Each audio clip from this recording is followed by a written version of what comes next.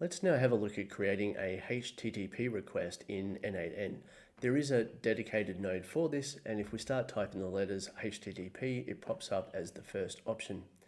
What you can immediately see is there's a set of parameters that we will need to fill in to be able to use this node. The first one is called the method.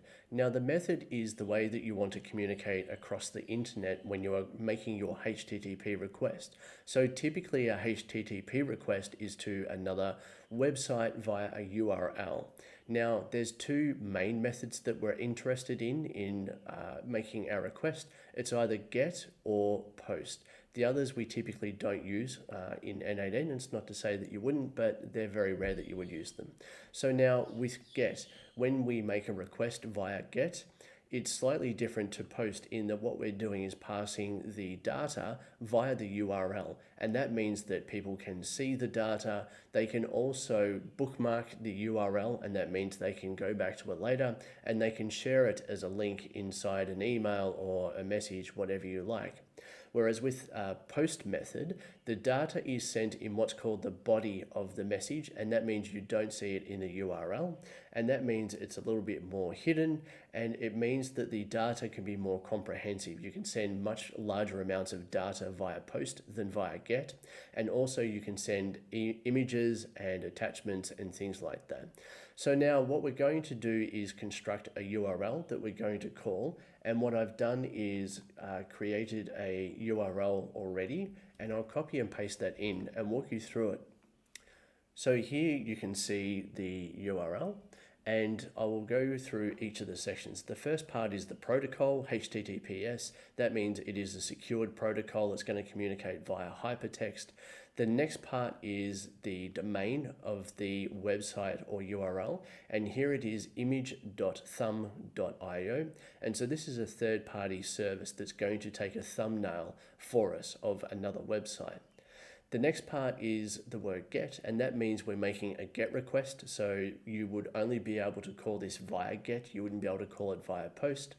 The next part is auth, and what we're doing is passing in our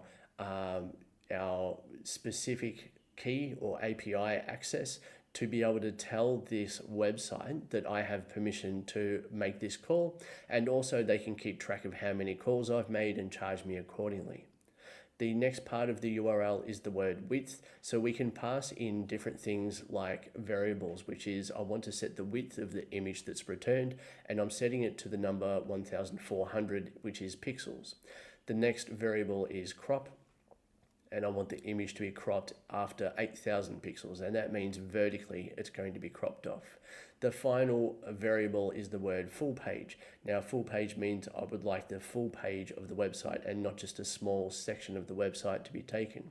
Now the bit that's missing is the URL of the website that is going to get the screenshot taken. So we're going to pass this in as a parameter. A parameter in here which will be the word URL, and we're going to pass in the URL of the website we want to take. In this case, it's going to be the front page of Wikipedia.